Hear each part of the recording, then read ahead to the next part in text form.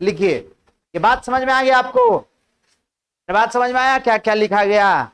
कि जब भी किसी वस्तु के वेलोसिटी का डायरेक्शन बदलना है तो उसके लिए एक फोर्स लगाना पड़ेगा। कौन सा? परपेंडिकुलर डायरेक्शन में।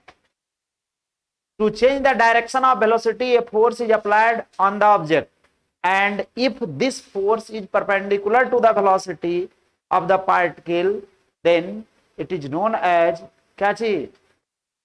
सेंट्रीपिटल। मतलब वेलोसिटी का डायरेक्शन चेंज करने के लिए एक फोर्स लगाना पड़ेगा, और यदि वह फोर्स क्या रहे, क्या रहे, वेलोसिटी के परपेंडिकुलर रहे।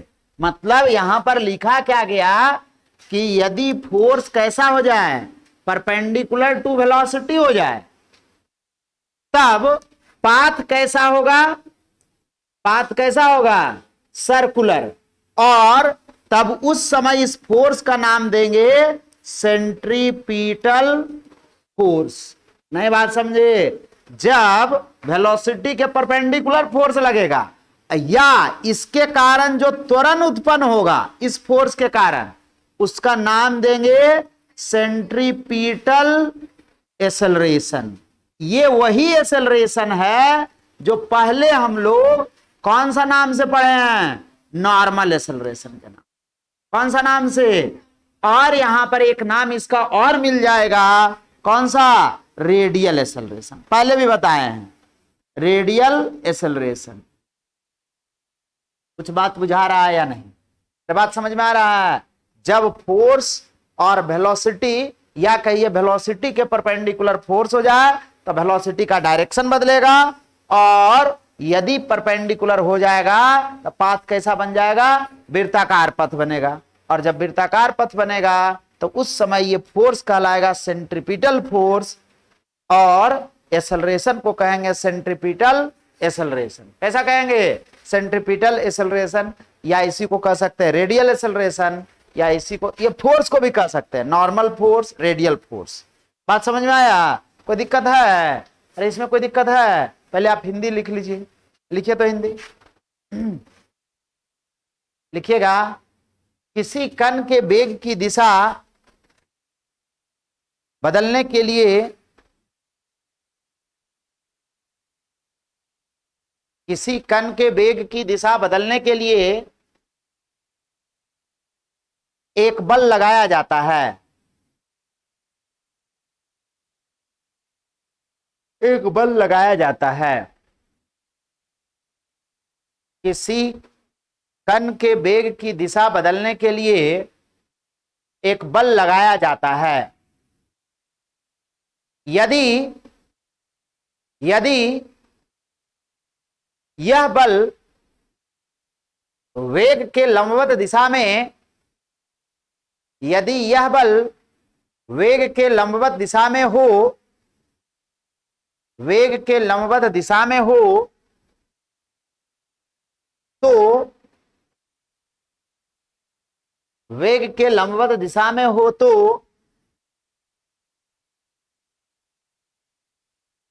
उस कण का पथ, उस कण का पथ वृत्तीय पथ होता है।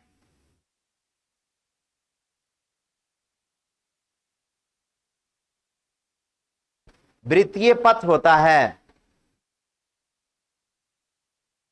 और यह बल, और यह बल,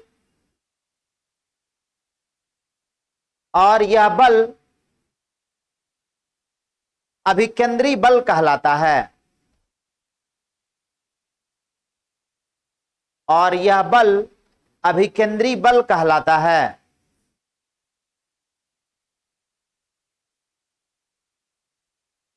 और यह बल अभिकेंद्री बल कहलाता है, तथा त्वरण अभिकेंद्री त्वरण कहलाता है।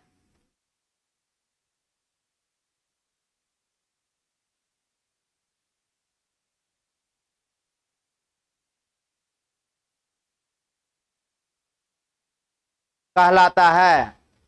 और तथा यह त्वरण अभिकेंद्री त्वरण कहलाता है। पैराग्राफ चेंज करके लिखिएगा, अभिकेंद्री बल के कारण ही, अभिकेंद्री बल के कारण ही, अभिकेंद्री बल के कारण ही कण वृत्ताकार पथ पर गति करता है, वृत्ताकार पथ पर गति करता है।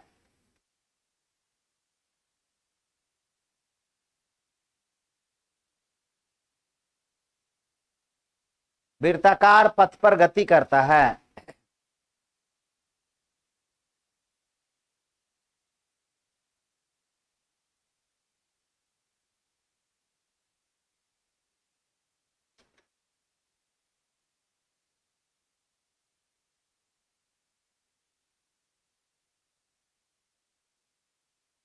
हो गया? लिख लीजिए नीचे वाला बात, नीचे वाला बात लिख लीजिए।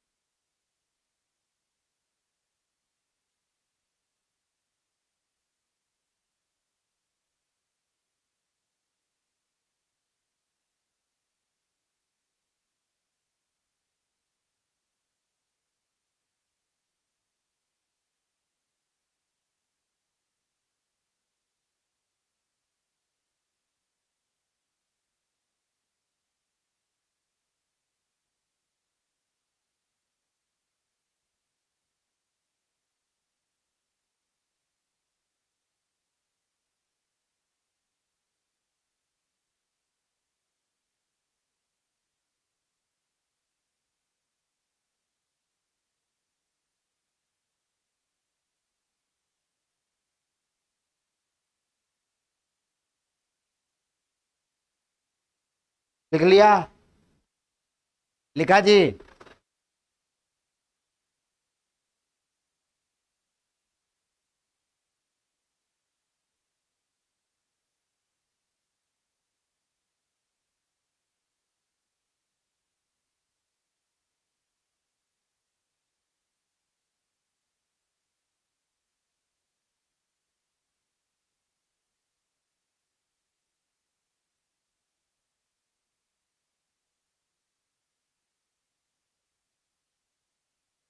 हो गया? अरे बात समझ में आया?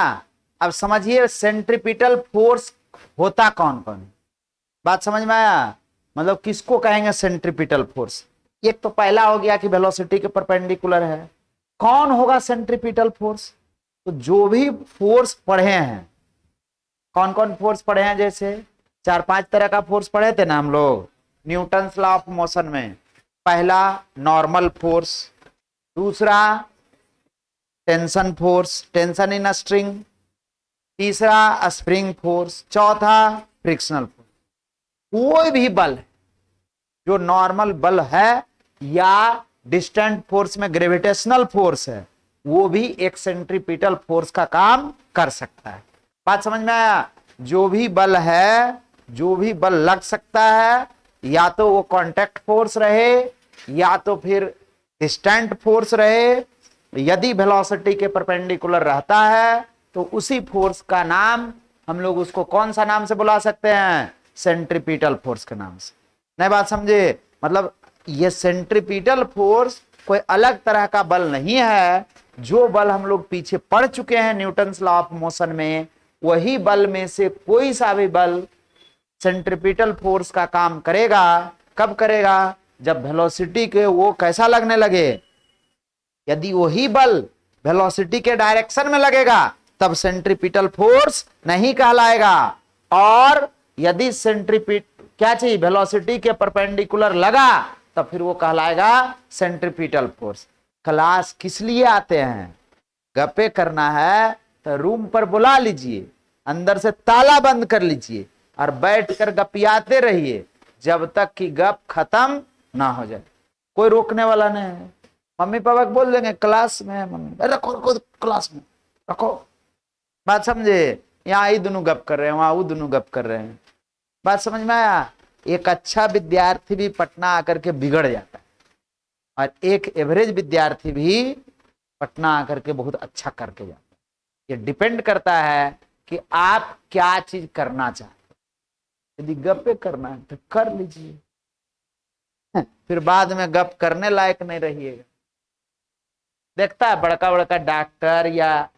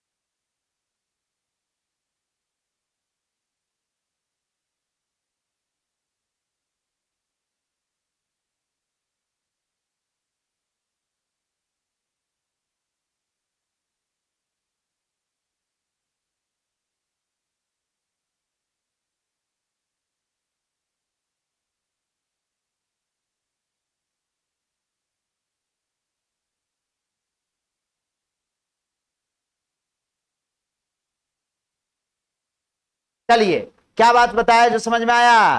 अरे बात समझ में आया? मतलब सेंट्रीपिटल फोर्स कोई भी अलग बल नहीं है, जो बल पढ़े हैं उसी में यदि वही बल वेलोसिटी के परपेंडिकुलर डायरेक्शन में लगने लगे तो क्या कहलाने लगेगा? Centripetal force. जैसे वस्तु को ऊपर की ओर फेंकते थे, याद करिए, और ऊपर की ओर फेंके फिर तभी खींची नीचे की ओर, तो क्या वेलोसिटी के परपेंडिकुलर हुआ? ये तो 180 डिग्री पर हो गया।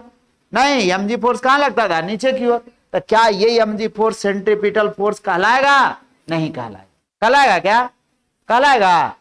बात समझ में आया? कब कहलाता? जब वेलोसिटी हम ऐसे फेंके वस्तु को और ये पृथ्वी ऐसे खींचा, हम फेंके ऐसे और ये पृथ्वी खींचा ऐसे, तो यही mg फोर्स किस काम कौन सा कहलाएगा? Centripetal force. यहां पर नॉट ये सेंट्रीपिटल फोर्स नहीं है, लेकिन ये सेंट्रीपिटल फोर्स है।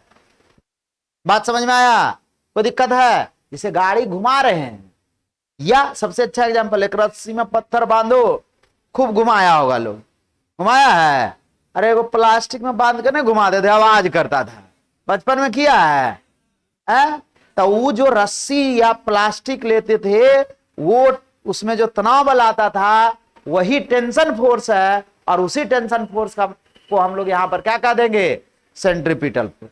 जो रस्सी में बांधे और स्टोन को घुमाए, तो रस्सी में जो तनाव बल डेवलप हुआ उसको कहते हैं तो तनाव बल। लेकिन चूंकि वो सर्कुलर पाथ पर चल रहा है, इसलिए वेलोसिटी के फोर्स कैसा था? परपेंडिकुलर था, और उसी परपेंडिकुलर फोर्स को हम लोग नाम दे देंगे यहां पर क्या चीज? ना बात समझ में आया? Centripetal force. बात समझ में आ गया? कोई दिक्कत है? कोई दिक्कत है तो बोलो। कोई दिक्कत है? सेंट्रीपिटल एक्सेलरेशन बराबर हम लोग पढ़े थे, याद करिए। सेंट्रीपिटल, पहले फोर्स का एग्जांपल ही लिख लेते हैं। सेंट्रीपिटल फोर्स कौन कौन हो सकता है? कोई सा भी, जैसे टेंशन फोर्स हो सकता है, टेंशन इन स्ट्रिंग हो सकता है, और क्या हो सकता है बताइए? नॉर्मल फोर्स भी काम करेगा किसका? सेंट्रीपिटल फोर्स का। या क्या चीज? फ्रिक्शनल फोर्स भी काम करेगा किसका? नहीं बात समझे? फ्रिक्शनल फोर्स ये काम करेगा किसका? सेंट्रीपिटल फोर्स का। ग्रेविटेशनल फोर्स भी काम करेगा किसका? Gravitational force. या फिर इसमें लिख सकते हैं इलेक्ट्रोस्टैटिक फोर्स भी काम करेगा किसका? ना बात समझे? इलेक्ट्रोस्टैटिक फोर्स भी काम करेगा सेंट्रीपिटल फोर्स का। बहुत सारा एग्जाम्पल हो सकता है, जो भी बल लगाया जा सकता है वो सब बल कैसा हो सकता है? सेंट्रीपिटल फोर्स हो सकता है, बशर्ते वेलोसिटी के वो फोर्स कैसा रहे? परपेंडिकुलर रहे। ना बात समझ में आया? कोई दिक्कत है? अब बताइए, सेंट्रीपिटल एक्सेलरेशन। सेंट्रीपिटल एक्सेलरेशन पहले ही पढ़ चुके हैं। या इसी को कहते थे हम लोग क्या चीज? नॉर्मल एक्सेलरेशन के नाम से पढ़े थे, याद है? नॉर्मल एक्सेलरेशन एन बराबर, यहां पर इसी को लिख देते हैं AC, centripetal, c for centripetal. क्या पढ़े थे? वी स्क्वायर बाई आर, भी परपेंडिकुलर, वेलोसिटी का परपेंडिकुलर, और बटा क्या चीज? आर। कोई दिक्कत है? कोई दिक्कत है तो बोलिए, कोई दिक्कत है जी? तो बात समझ में आया? तो यहां से लिखेंगे सेंट्रीपिटल एक्सेलरेशन, तो लिख लिए सेंट्रीपिटल फोर्स बराबर, सेंट्रीपिटल फोर्स बराबर, बता जल्दी जल्दी, एफ सी बराबर m B square by r. बुड़बक है, अरे न्यूटन लॉ ऑफ मोशन नहीं लगाने आता है? फोर्स बराबर मास इनटू एक्सेलरेशन, यहां पर जो फोर्स जो एक्सेलरेशन, तो क्या आ जाएगा? भी परपेंडिकुलर, अरे भाई नहीं आ गया? कोई दिक्कत है? या शॉर्ट में इसको सीधे m B square by r भी हम लोग बोल लेंगे, कब? जब वो सर्कुलर पाथ पर चलते रहेगा तब। बात बुझाया? कोई दिक्कत है? अरे बात समझ में आ रहा है? कोई दिक्कत है तो बोलो, लिखो इसको।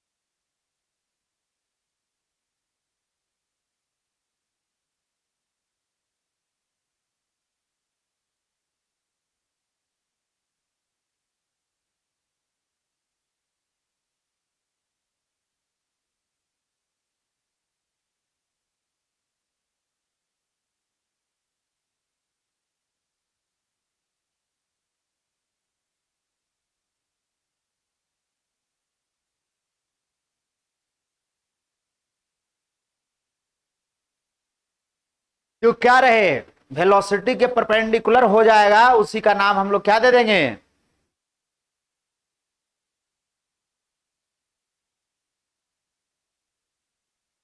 फोर्स लिखा गया क्या? एक्सेलरेशन लिख लीजिए, ये गड़बड़ लिखा गया है, ये क्या हो जाएगा? एक्सेलरेशन हो जाएगा।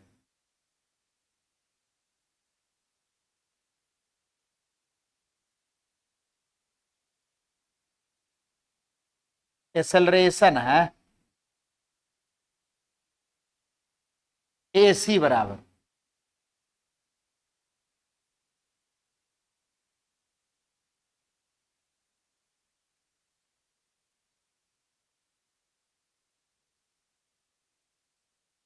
एक रिलेशन पढ़े थे। अच्छा छोड़ो, बाद में ना, बात समझे? बात में बता देंगे, अभी हम लोग पढ़ते हैं सेंट्रीफ्यूगल फोर्स। सेंट्रीपिटल नहीं है, इसको कहते हैं अपकेंद्री, क्या बोलते हैं? अपकेंद्री बल। क्या बोलते हैं? अपकेंद्री बल। उसको उसको क्या बोलते थे? अभिकेंद्री बल। ना बात समझे? उसको अभिकेंद्री और इसको अपकेंद्री बल। याद करिए सूडो फोर्स को, छद्म बल या आभासी बल किसको कहते थे, याद है? Pseudo force. हाँ, Newton's law of motion applicable नहीं होता था। मतलब जब किसी वस्तु के एक्सेलरेशन या वेलोसिटी को हम लोग नॉन इनर्शियल फ्रेम से देखते थे तो उस वस्तु पर न्यूटन्स लॉ ऑफ मोशन लगाने के लिए क्या चीज करते थे? एक काल्पनिक बल लगाते थे जो नॉन इनर्शियल फ्रेम के एक्सेलरेशन के अपोजिट डायरेक्शन में होता था, जिसका वैल्यू मास ऑफ ऑब्जेक्ट और acceleration of non inertial frame के बराबर होता था। लिखा हुआ है सब बात समझ में आया? तो यहां पर सूडो फोर्स ही है, को ही कह देंगे क्या चीज? सेंट्रीफ्यूगल फोर्स, कोई अलग नहीं है। ये भी सूडो फोर्स है। सूडो फोर्स जैसे जैसे लगाए थे वैसे वैसे लगाएंगे। जब किसी वस्तु के मोशन को नॉन इनर्शियल फ्रेम से देखा जाता है तो उस वस्तु पर न्यूटन का गति नियम लगाने के लिए एक काल्पनिक बल लगाना पड़ता है। उसी काल्पनिक बल को कहते थे सूडो फोर्स, और उसी सूडो फोर्स को इस चैप्टर में नाम दे दिए क्या चीज? Centrifugal force. बात समझ आया? अरे बात समझ में आया? जो वहां पर सूडो फोर्स कहते थे, अरे लिफ्ट वाला क्वेश्चन नहीं आ रहा है कि लिफ्ट ऊपर की ओर जा रहा है तो सूडो फोर्स कहां लगाते थे? नीचे की ओर। अब यहां पर ये एक्सेलरेशन होगा इसका अंदर की ओर तो सूडो फोर्स कहां लगाएंगे? बाहर की। ना बात समझ में आया? लिखिएगा व्हेन या to apply Newton's law of motion, Newton's laws of motion, to apply Newton's laws of motion, Newton's laws of motion, a pseudo force is applied on the object which moving on the circular path, on a circular path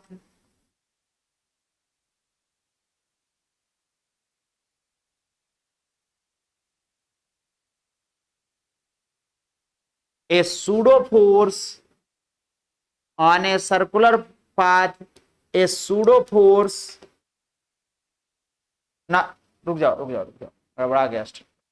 A pseudo force is applied on the object which moving on the circular path known as centrifugal force।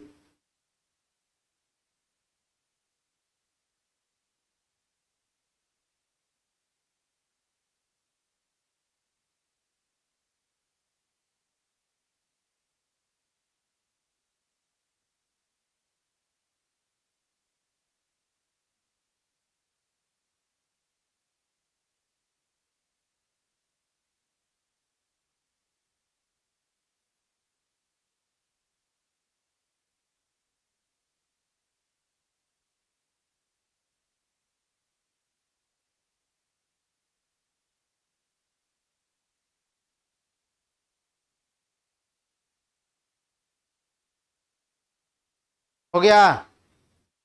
नहीं लिखा? लिखिए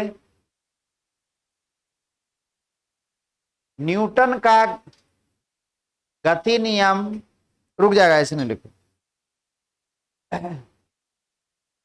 वृत्तीय गति कर रहे कण पर, वृत्तीय गति कर रहा कण पर न्यूटन का गति नियम,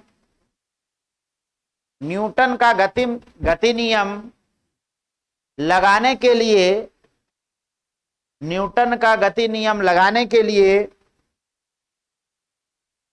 एक छद्म बल या आभासी बल भी लिख सकते हैं या सूडो फोर्स लिख सकते हैं। एक छद्म बल उस वस्तु पर लगाना पड़ता है, उस वस्तु पर लगाना पड़ता है जिसे जिसे अपकेंद्री बल कहते हैं। उस वस्तु पर, हटाओ हाथ हटाओ ना जी, एक आभासी बल उस वस्तु पर लगाना पड़ता है, एक आभासी बल उस वस्तु पर लगाना पड़ता है, उस वस्तु पर लगाना पड़ता है जिसे अपकेंद्री बल कहते हैं, जिसे अपकेंद्री बल कहते हैं।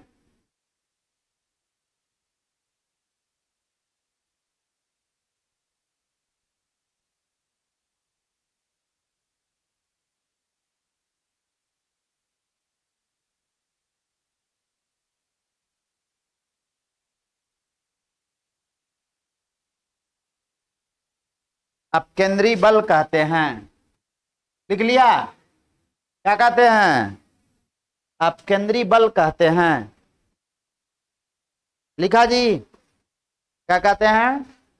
अपकेंद्री बल कहते हैं। अब बात लिख लीजिए, क्या होगा? डायरेक्शन सबसे पहले लिखिए, या लिखिएगा सेंट्रीफ्यूगल फोर्स बराबर, जैसे देखो यहां देखेगा कोई भी पार्टिकल सर्कुलर पाथ पर चल रहा है। कैसा पाथ पर चल रहा है? सर्कुलर पाथ पर चल रहा है। मान लिए ये वृत्ताकार पथ है, नहीं है, ऐसा वृत्ताकार पथ पर वो चल रहा है, गोल पूरा नहीं होता है। बात समझ में आ गया? ये हो गया इसका केंद्र। अब इस पर किसी पार्टिकल का वेलोसिटी इस डायरेक्शन, और ये वाला रस्सी से मान लिया या बांध कर हम घुमा रहे हैं, इस रस्सी की सहायता से बांधकर घुमा रहे हैं, नहीं, इस रस्सी की सहायता से बांधकर घुमा रहे हैं। ये हो गया वेलोसिटी। तो रस्सी में जो तनाव बल लगा इसी को कहते हैं क्या चीज? Tension force.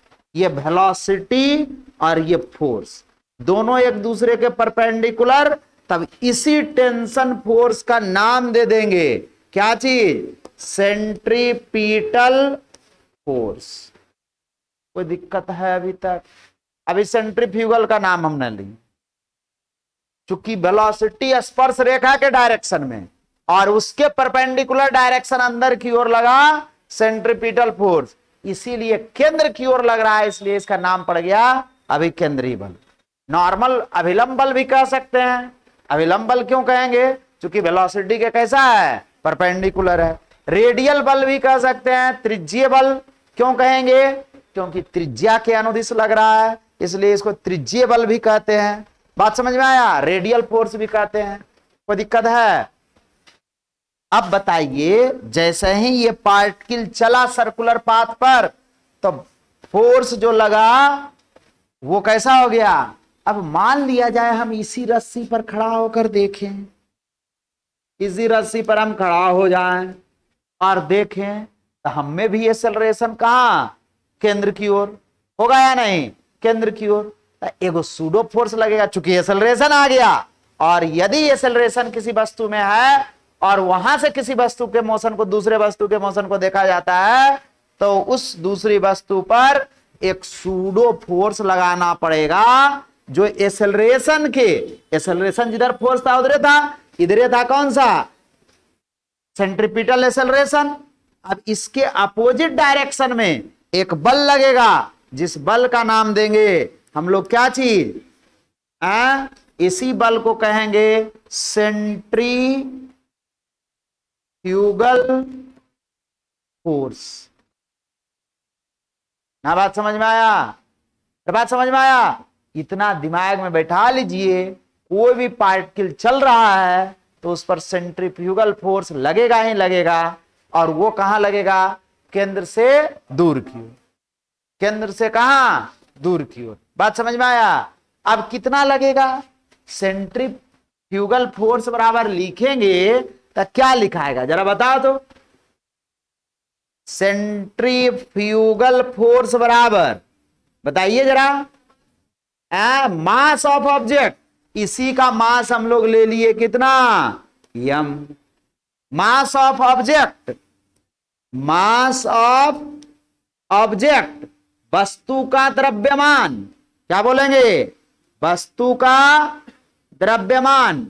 और नॉन इनर्शियल द्रव्यमान, नहीं, ये हो गया यम, और गुना नॉन इनर्शियल फ्रेम का एक्सेलरेशन। एक्सेलरेशन कितना नॉन इनर्शियल फ्रेम का हुआ? एसी, नहीं, गुना क्या चीज लिखे? इतना, और गुना हम लोग लिख देते हैं क्या चीज? नॉन इनर्शियल फ्रेम का त्वरण। Acceleration of non inertial frame, acceleration of non inertial frame, non inertial frame. बात समझ में आया? और ये वाला क्या हो जाएगा? सेंट्रीफ्यूगल फोर्स बराबर, तो ये हो गया मास, और एक्सेलरेशन आ गया एसी, या इसी को लिखेंगे तो क्या लिखा जाएगा? M B square by r. कौन सा फोर्स बराबर? Centrifugal force. हो गया? सेंट्रीफ्यूगल फोर्स बराबर कितना आ गया? कौन सा डायरेक्शन में? केंद्र से दूर की ओर। या यहीं पर पढ़े थे V is equal to r. कभी पढ़ा है? अरे कभी पढ़े हैं? कौन सा चैप्टर में? न्यूटन्स लॉ ऑफ मोशन में। कहां पढ़े हैं? अगदा न्यूटन्स लॉ ऑफ मोशन मारेंगे ना, यही तुम लोग सीखा है।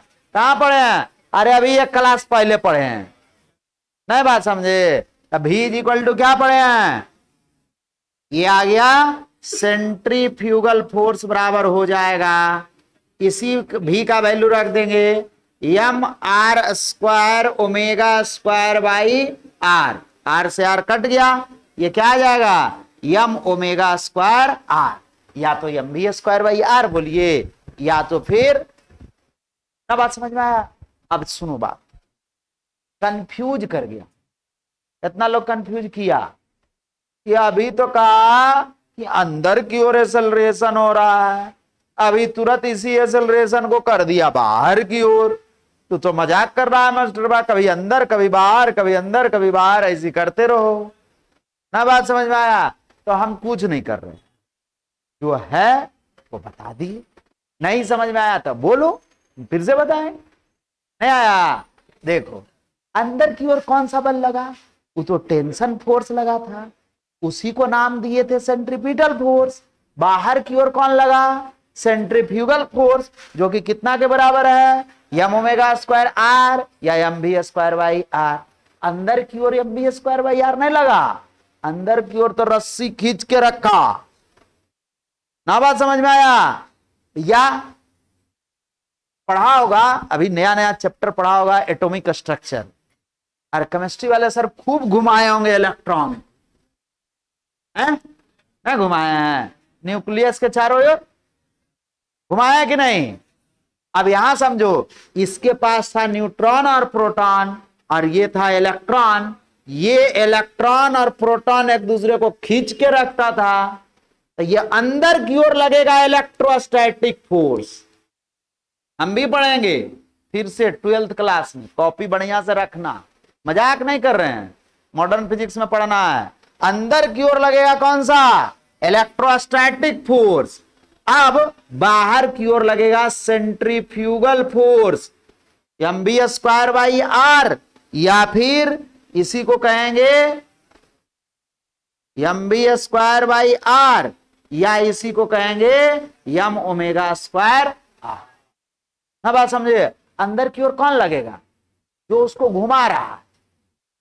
अरे नहीं देखता है का वो बड़ा बलशाली आदमी आया, आदमी को घुमा दिया, लो अंदर की ओर तो वो खींच के रखा, और जैसे ही छोड़ा तो उधर फेंकाए ना। बात समझे?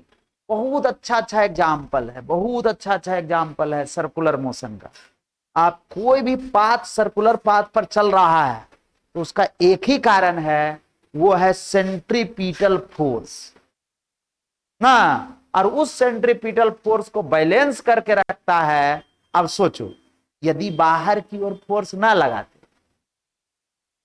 तोड़ो कैसे क्या हो रहा है।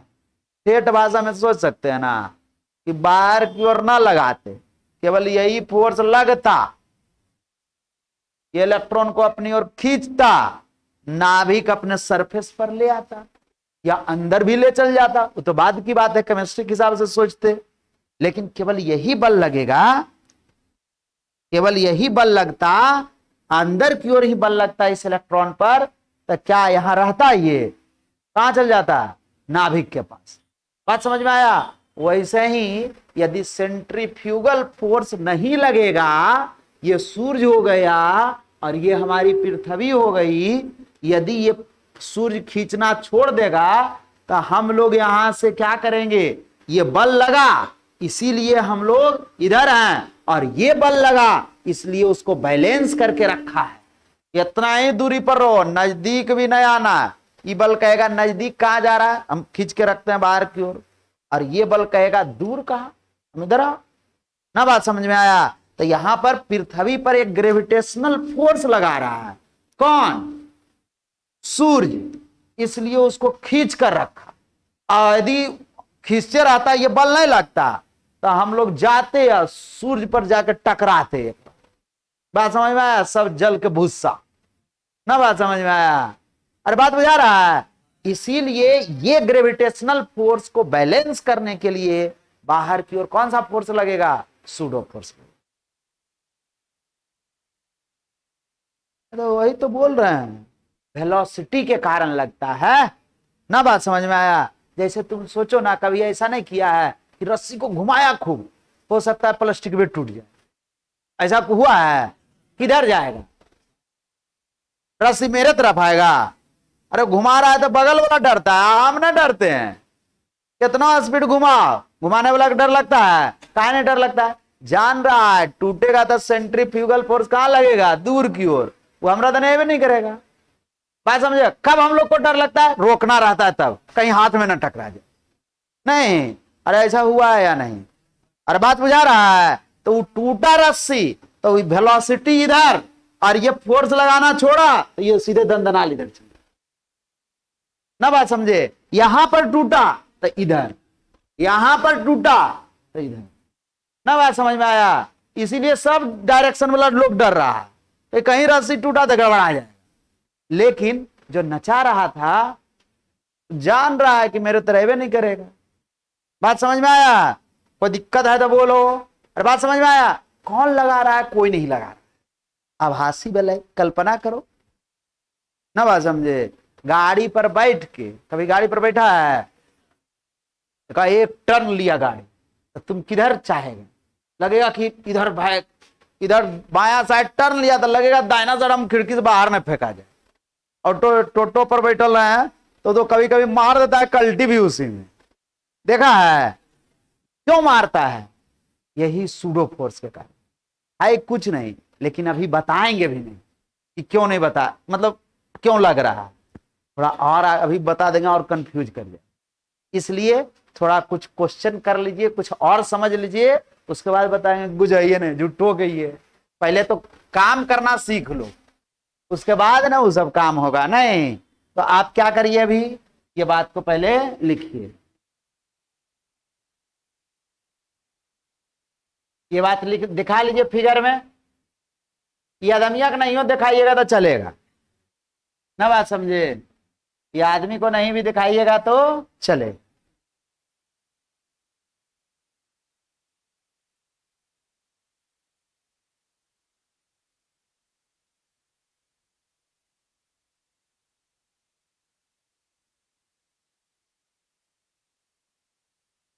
दूगो फोर्स को एकदम कंफर्म कर लो। सेंट्रीपिटल फोर्स हमेशा केंद्र की ओर, केंद्र खोजना, यहां पर सबसे इंपॉर्टेंट बात है सर्कुलर मोशन में क्या चीज खोजना, केंद्र। केंद्र मिला तो केंद्र के डायरेक्शन में सेंट्रीपिटल फोर्स, और सेंट्रीपिटल फोर्स कौन कौन हो सकता है ये मालूम है।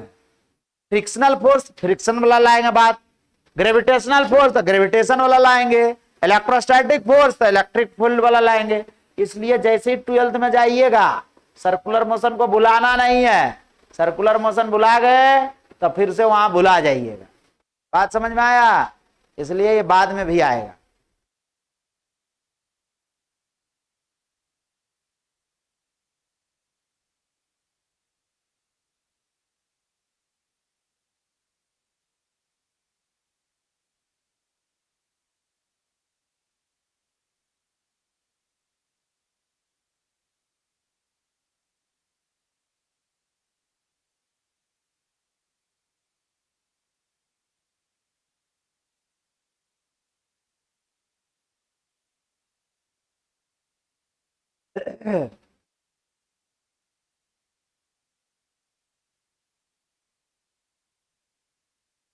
पूछता है कल्पना काल्पनिक बल किधर लगेगा, पूछने वाला बात है। कल्पने करना है तो कल्पना ना करेगा, उसको लगाएगा कौन।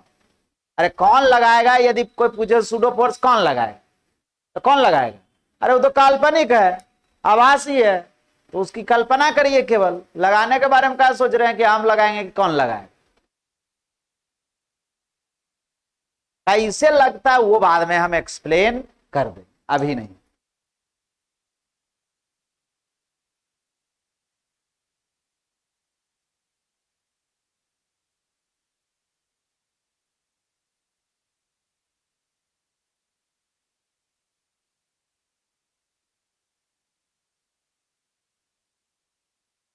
इनर्सिया का डिफिनेशन पढ़ क्या और तुरंत एक्सप्लेन, याद है।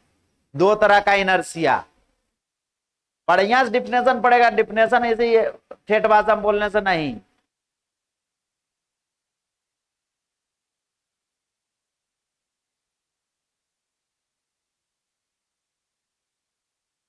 हाँ बोलिए ना sir.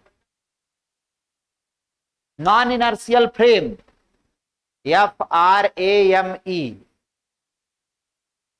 Acceleration of non inertial frame.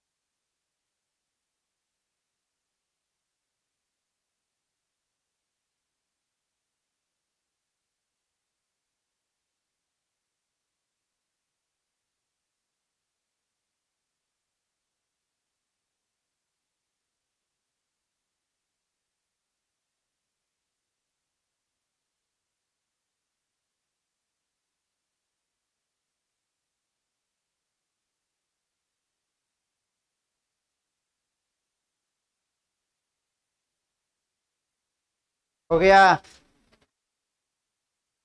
कोई दिक्कत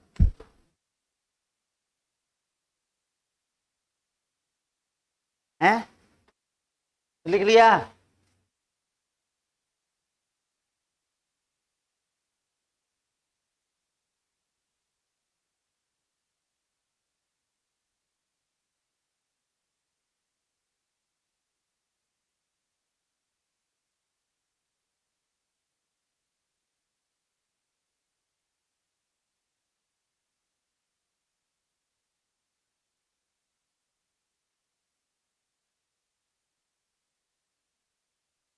क्या कोई दिक्कत है तो बोलो, कोई दिक्कत है तो बोलिए कि नहीं को, नहीं तो क्वेश्चन लिखते हैं।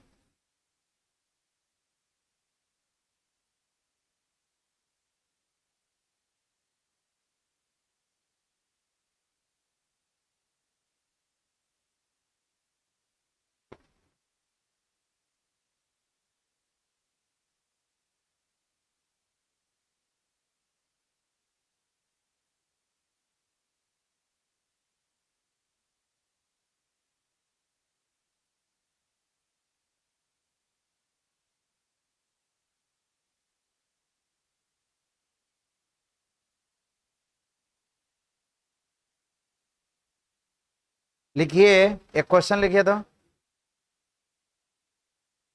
एक इंग्लिश में लिख दें, हिंदी में, अच्छा लिखो English. A motor cycle, A motorcycle, A motor cycle weighing 150 kg, weighing 150 kg,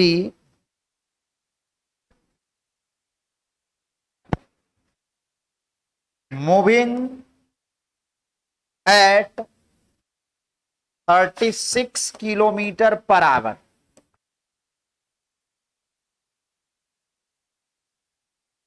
is to take a turn, to take a turn of radius 30 meter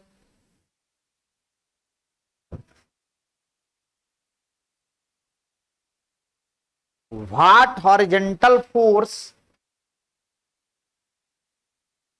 what horizontal force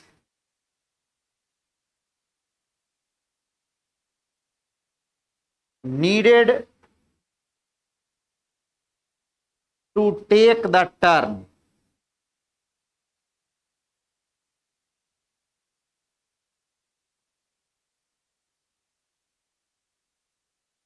बहुत आसान क्वेश्चन दी।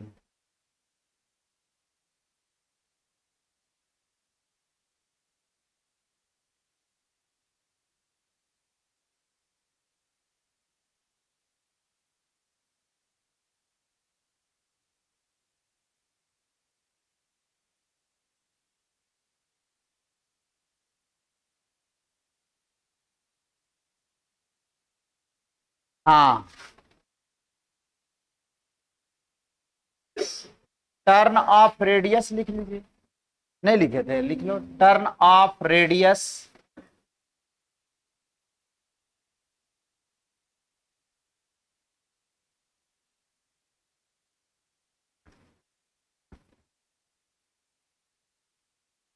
हिंदी लिखेगा, लिख लो,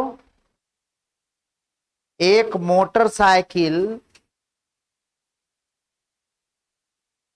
जिसका द्रव्यमान 150 केजी है, 30 मीटर की त्रिज्या वाले, 30 मीटर की त्रिज्या वाले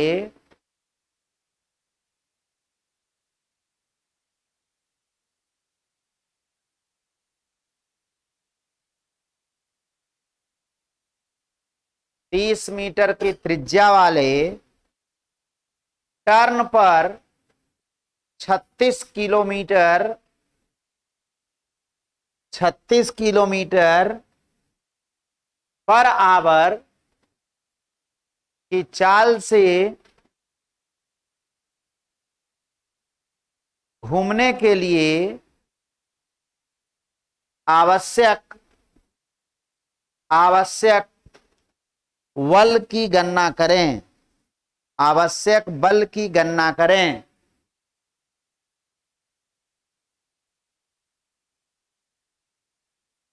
न्यूटन पक्का बना जी, बन गया। देखो इधर देखो, तुरंत समझ में आएगा, टेंशन नहीं लेना है।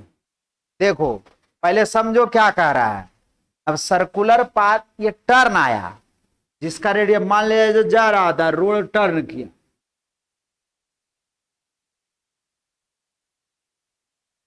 ना बात समझे, रोड टर्न कर लिया, इसी का रेडियस है, कितना मीटर है,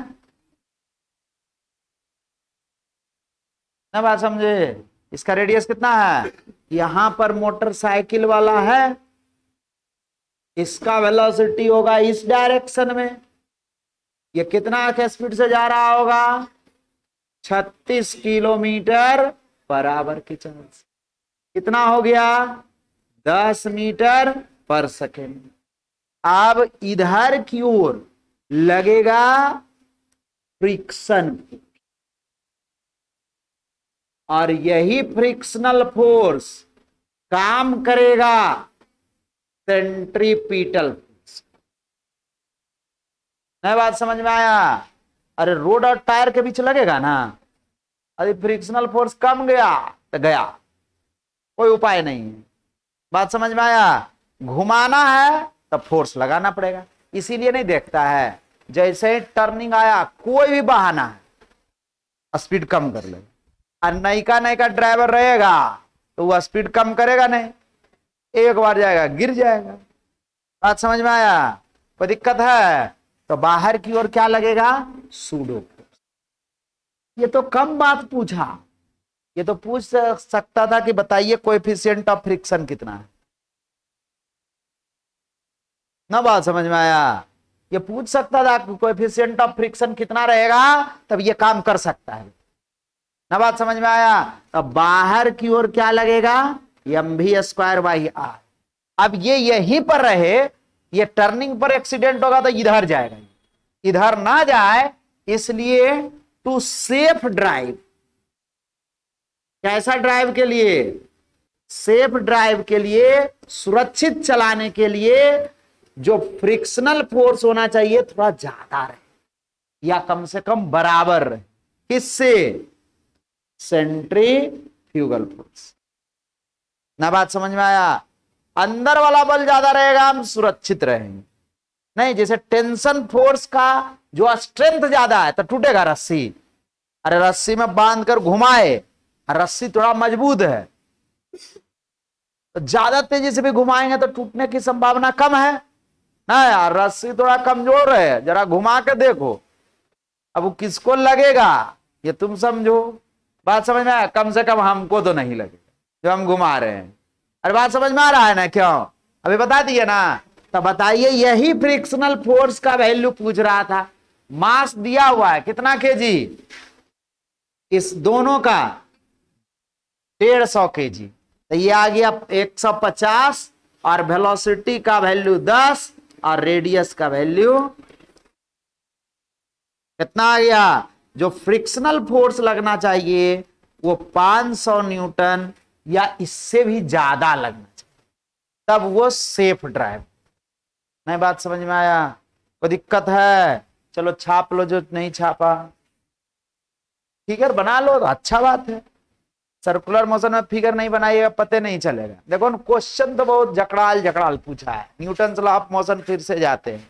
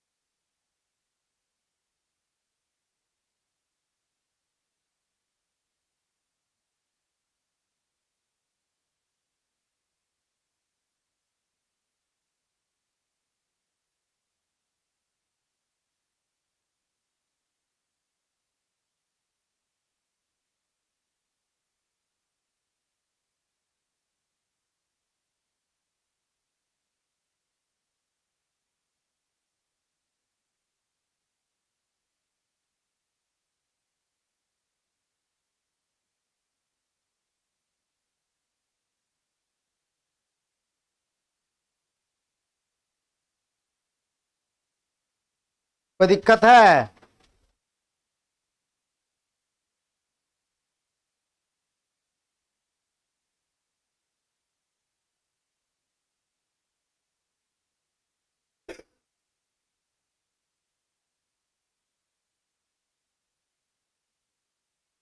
हो गया?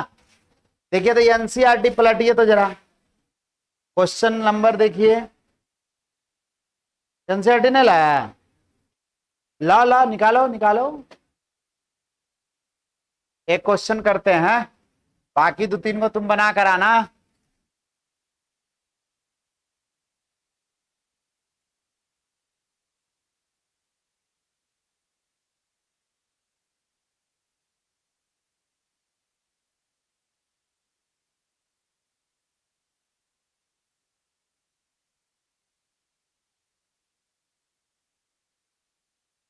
हाँ, क्वेश्चन नंबर देखिए ना, लास्ट में होगा। न्यूटन्स लॉ ऑफ मोशन पलटा, इन नयिका बुक में थोड़ी न तो यार, एकदम ना।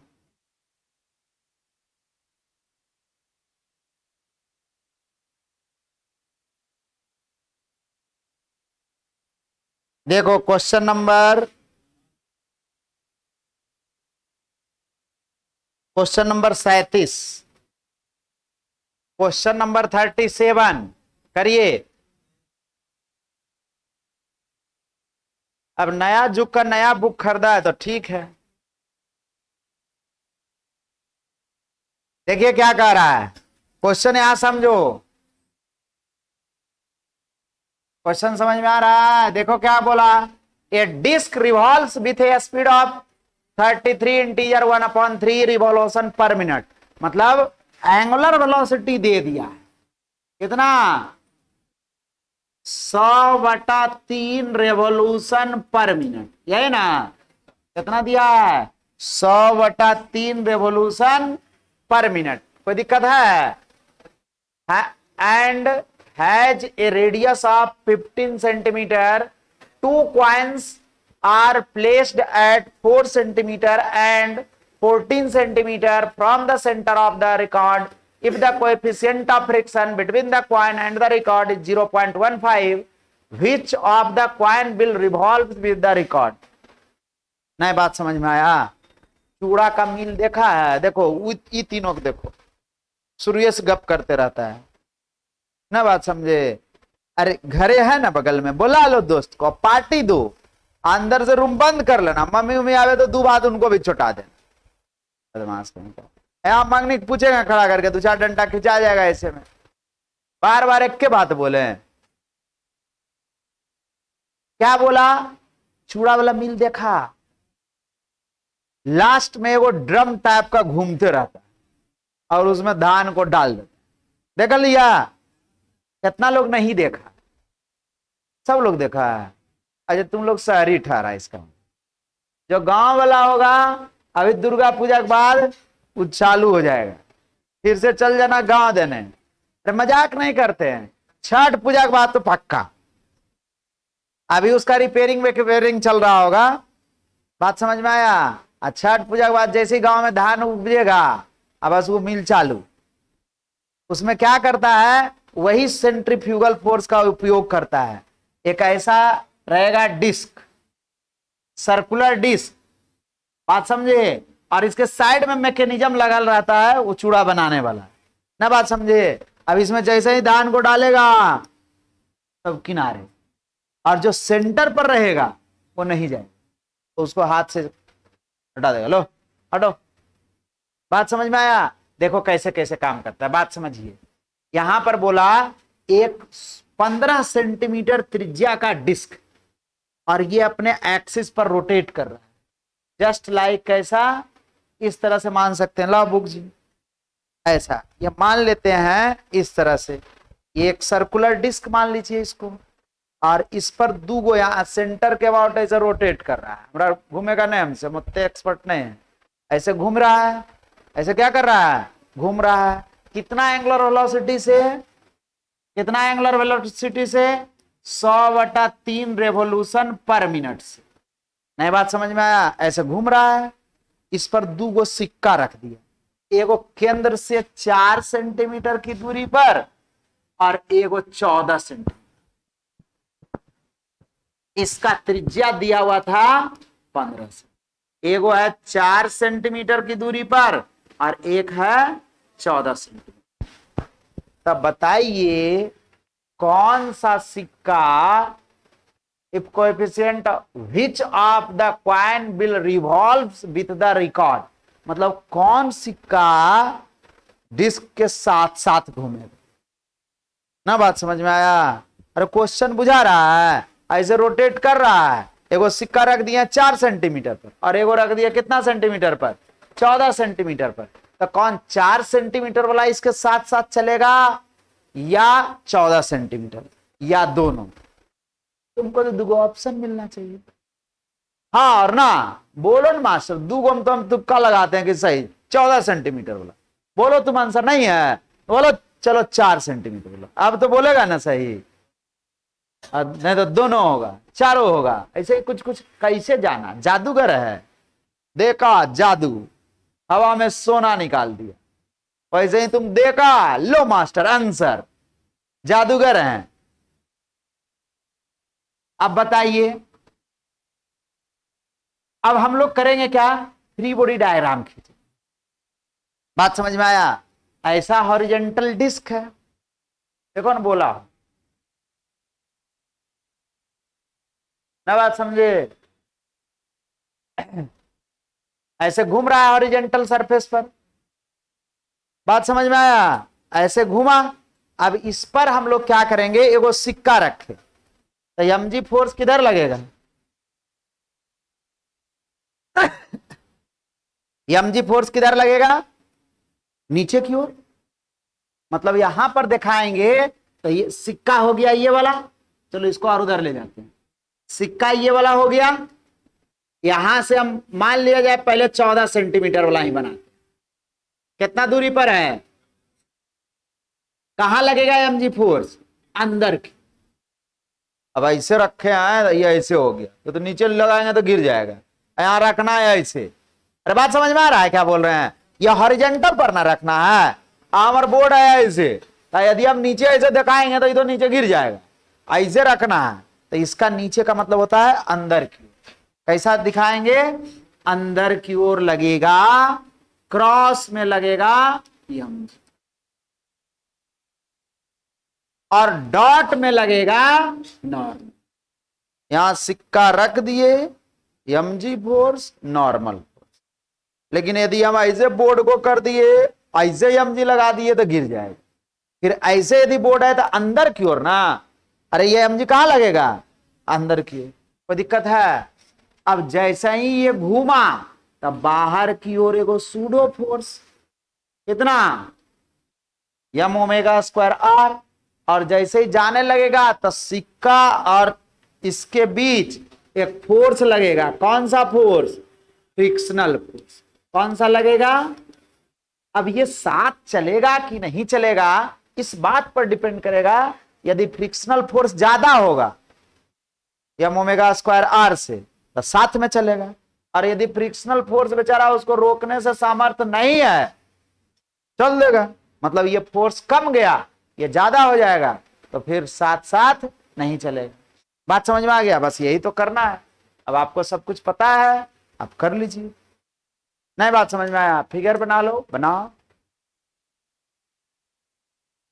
जो काम अभी ऊपर वाला में किए हैं वही काम करेंगे। जैसे वहां लिखे थे टू सेफ ड्राइव, यहां लिखेंगे to revolve the coin with the record. Frictional force is greater than, कैसा, जो ऊपर वाला में किए हैं फिगर बनाइए और वही काम करिए यहां पर भी।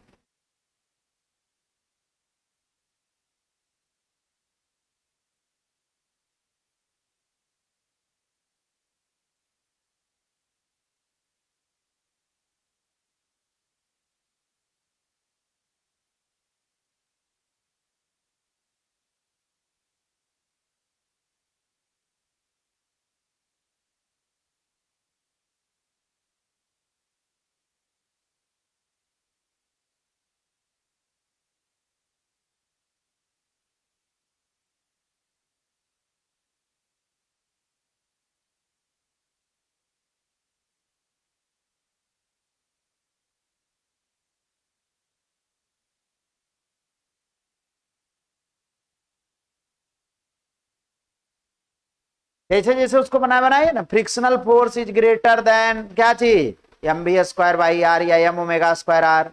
एम ओमेगा स्क्वायर आर लगाइए, यहाँ ओमेगा का वैल्यू दिया हुआ है, बनाइए जल्दी जल्दी।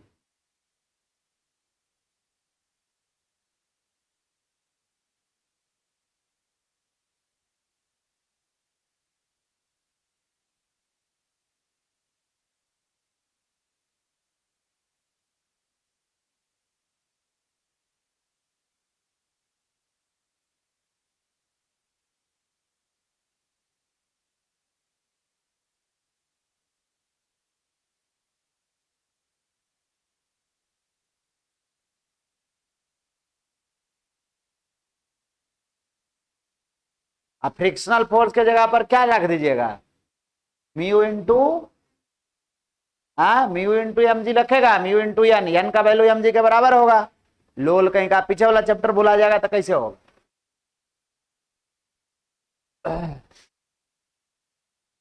पहले हम परपेंडिकुलर टू द रिकॉर्ड देखेंगे, along perpendicular to the record या टू द डिस्क क्या हो जाएगा, एन ऊपर की ओर और नीचे की ओर कैसा, m g is equal to mass into acceleration, zero नहीं हो जाएगा, तो एन का वैल्यू कैसा हो जाएगा, एम जी के बराबर। अब हम लोग लिखेंगे फ्रिक्शनल फोर्स, फ्रिक्शन बराबर कितना आता था, म्यू इंटू एन, तो म्यू एम जी हो जाएगा, म्यू का वैल्यू 0.15 और एम जी का वैल्यू ऐसे रहने देते हैं, हो गया। अब सिक्का को साथ साथ चलने के लिए, to revolve the coin, to revolve the coin to the disc,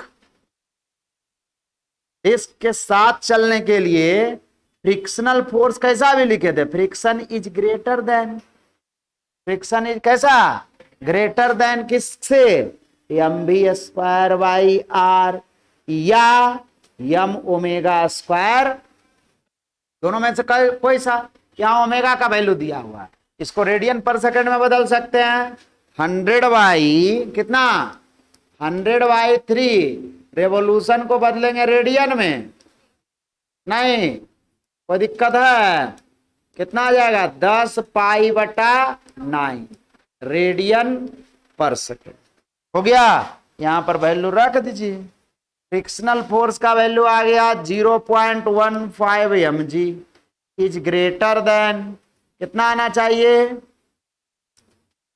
M v omega का वैल्यू 10π/9 का होल स्क्वायर और रेडियस दिया हुआ था 14 सेंटीमीटर, 15 सेंटीमीटर नहीं 14 सेंटीमीटर। अरे सिक्का केंद्र से कितना दूरी पर था, 14 ना, तो डिस्क कितना बड़ा रहा, हम जा रहे हैं हम उसके अकॉर्डिंग ना फोर्स लगेगा ना, बात समझ में आया। तब मास से मास कट गया, ये आ गया कितना 0.15 इज ग्रेटर देन, बोलिए 100π² और बटा 81 इंटू 14/100, 100 से 100 कट गया, पाई स्क्वायर का वैल्यू याद रखिएगा 9.8 के आसपास, नहीं बात समझे, गुना करके देख लेना, पाई स्क्वायर मतलब समझ रहा है ना, पाई का मान 3.14, उसको मल्टीप्लाई करिए तो इसको जी से काट देते हैं, नहीं काट दिए, और लिख लेना, देख लेना कैलकुलेट करके। अब क्या चीज देखो, ये बात सही आ रहा है या नहीं, इज ग्रेटर देन 14/81 का हुआ, बताइए, इसको डिवाइड करो, 0.15 से ज्यादा आ रहा है तो साथ में चलेगा, इसको डिवाइड करो ना जी, 14, 1 बटा कितना आ जाएगा 5, उधर वाला ज्यादा आ रहा है, गलत आ जा रहा है, बात समझे।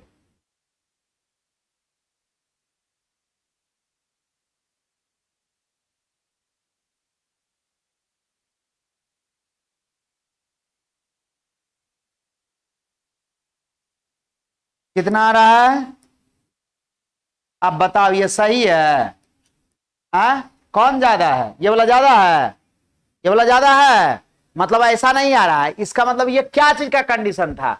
साथ चलने का, और ये आ गया गलत, तो कहेंगे साथ, क्या कहेंगे, लिखेंगे coin does not revolve to the record.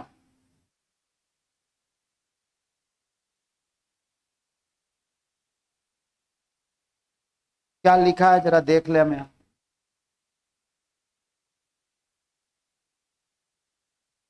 With the record, न बात समझे? यहां पर क्या लिख लीजिएगा? With the record.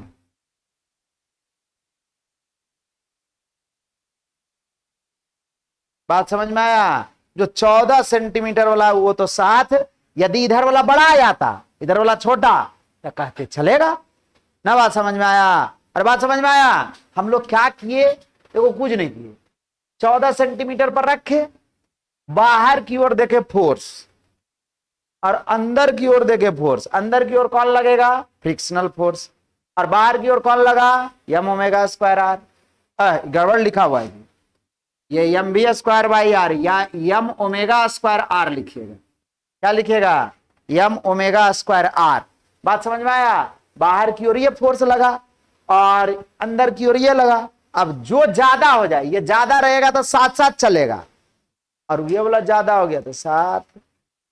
बात समझे? हम लोग भी गाड़ी घुमाएंगे तो इसी बात का ध्यान रखते हैं कि फ्रिक्शनल फोर्स का वैल्यू ज्यादा रहे, और बाहर की ओर जो सूडो फोर्स लग रहा है उसका वैल्यू क्या हो जाए? कम हो जाए। तो ये फ्रिक्शनल फोर्स तो हम बदल नहीं सकते हैं, वो रोड और टायर पर डिपेंड करता है। मास भी हम ऐसा थोड़ी ना टर्निंग पर जाएंगे तो उतर जाएंगे और या मास रख लेंगे, ये पॉसिबल नहीं है। तो सामान्यतः मास और कोएफिशिएंट ऑफ फ्रिक्शन बदल नहीं सकते हैं, तब फ्रिक्शनल फोर्स बदलेगा नहीं। और फ्रिक्शनल फोर्स नहीं बदलेगा तब हम बदल क्या सकते हैं? बाहर की ओर वेलोसिटी, बाहर की ओर लगने वाला फोर्स को कैसे बदल सकते हैं? तो वेलोसिटी को बदल कर।